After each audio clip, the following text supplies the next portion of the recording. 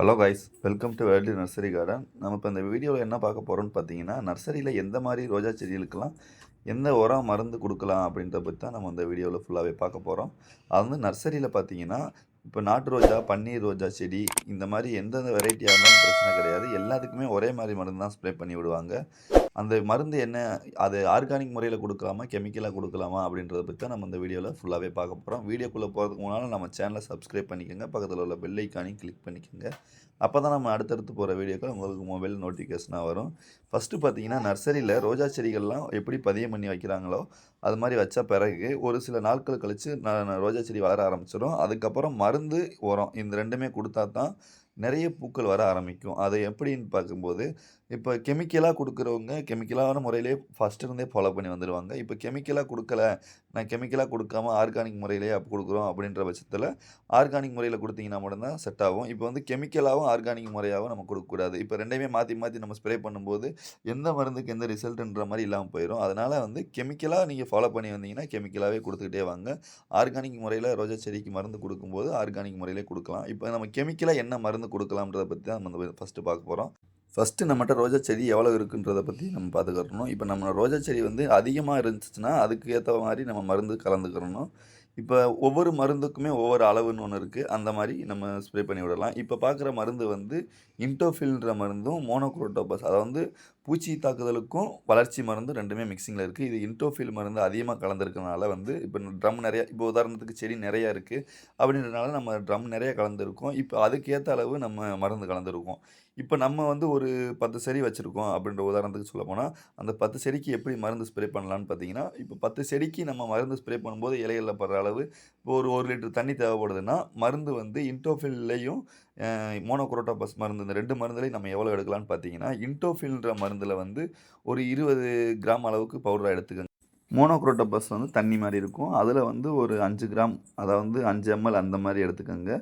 இப்போ நெக்ஸ்ட்டு பார்த்தீங்கன்னா, ரோஜா செடிக்கு உரம் ஏதாவது கொடுக்கணும்னா கெமிக்கலாக கொடுக்கும்போது வந்து டிஏபி இப்போ ஃபஸ்ட்டு பார்த்துருப்பீங்க. அந்த உரம் கொடுக்கலாம். கெமிக்கலாக கொடுக்கும்போது டிஏபி, அதாவது ஒரு சில செடி பெரிய செடியாக இருந்துச்சுன்னா ஒரு 5 கிராம் அளவுக்கு, அதை விட கம்மியாக கூட இருந்தால் பிரச்சனை கிடையாது. அது 2, 3 துகள் விழுகிற மாதிரி இருந்தால் கூட பிரச்சனை கிடையாது.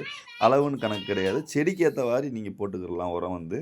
இப்போ இது பூராமே கெமிக்கலான முறையில் கொடுக்குறோம். அது வந்து செடியில் மட்டும் படாமல் அந்த செடியினுடைய வேர் இந்த மாதிரி சுற்றி நம்ம ஃபுல்லாகவே படுற மாதிரி போட்டுறணும். ஏன்னா பூச்சிகள் ஏதாவது இருந்தால் கூட அந்த மருந்து ஸ்ப்ரே பண்ணும்போது உங்களுக்கு அந்த பூச்சிகள்லாம் இருந்தால் செத்து போகும். அந்த மாதிரி மருந்து நீங்கள் ஸ்ப்ரே பண்ணி விட்ட பிறகு தண்ணி வந்து அதிகமாக ஊற்றாம ஒரு அளவான தண்ணி ஊற்றுனீங்கனாலே போதும். ரொம்ப அதிகமான தண்ணி நம்ம கொடுக்கக்கூடாது. இப்போ வந்து கெமிக்கலாக கொடுத்துட்டோம். இப்போ ஆர்கானிக் முறையிலன்னு பார்த்தீங்கன்னா, என்ன மருந்து ஸ்ப்ரே பண்ணலான்னு பார்த்தீங்கன்னா, ட்ரூன்ற மருந்து தான். இது வந்து ஆர்கானிக் முறையிலேயே உள்ள மருந்து. இப்போ நம்ம வந்து ஒரு 15 லிட்டர் டேங்க்கில் வந்து இந்த மருந்து ஸ்ப்ரே பண்ண போகிறோம். அதுக்காண்டி வந்து ஒரு 150 எம்எல் வந்து மருந்து எடுத்திருக்கோம். இப்போ 1 லிட்டர் தண்ணியாக இருந்துச்சுன்னா ஒரு 15 எம்எல் எடுத்துக்கிடலாம். இல்லை ஒரு 10 எம்எல் எடுத்துக்கிடலாம். இப்போ இந்த மருந்து ஸ்ப்ரே பண்ணும்போது என்ன ஆகும் பார்த்தீங்கன்னா, அது வந்து செடி வந்து ஹெல்த்தியாக வளர ஆரம்பிக்கும். இது வந்து பூச்சி தாக்குதல் ஏதாவது இருந்தால் இந்த மருந்து அடிக்கும்போது கண்டிப்பாக மாறாது. அது வந்து இது முழுக்க முழுக்க வளர்ச்சிக்கு மட்டும்தான் இந்த மருந்து. நம்ம கெமிக்கலாக கொடுக்கும்போது மட்டும்தான் அந்த பூச்சியெல்லாம் அதிகம் இல்லாமல் இருக்கும். இப்போ ஆர்கானிக் முறையில் கொடுக்கும்போது பூச்சிகள் இருக்க தான் செய்யும். ஆனால் வந்து ஹெல்த்தாக வளர ஆரம்பிக்கும்.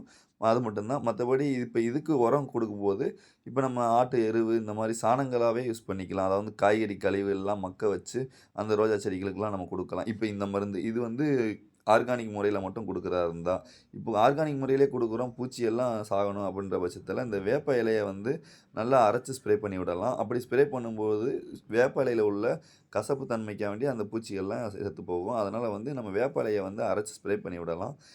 அது வந்து நம்ம எவ்வளவு வேணால் யூஸ் பண்ணிக்கலாம். அதுவும் பிரச்சனை கிடையாது. ரொம்ப வந்து இலைகளை வந்து நம்ம அந்த சாறா எடுத்து அதுக்கப்புறம் ஸ்ப்ரே பண்ணணும். அப்படியே வந்து மொத்தமாக ஸ்ப்ரே பண்ணிடாமல் இலைகளில் இருக்கிற சாறுகளை மட்டும் எடுத்து நம்ம ஸ்ப்ரே பண்ணணும். அப்படி ஸ்ப்ரே பண்ணிங்கன்னா பூச்சி ஏதாவது இருந்தால் கூட பூச்சி தாக்குதல் பூராமே மாறிக்கிறோம்.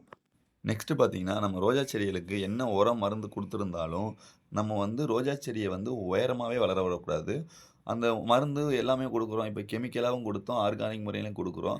ஆனா வந்து இதுக்கு முன்னால நம்ம என்ன பண்ணியிருக்கணும்னு பார்த்தீங்கன்னா, ரோஜா செடிய வந்து ஒரு 2 அடியிலிருந்து ஒரு 3 அடி அதிகபட்ச உயரமாவே கட் பண்ணி விட்டுறணும்.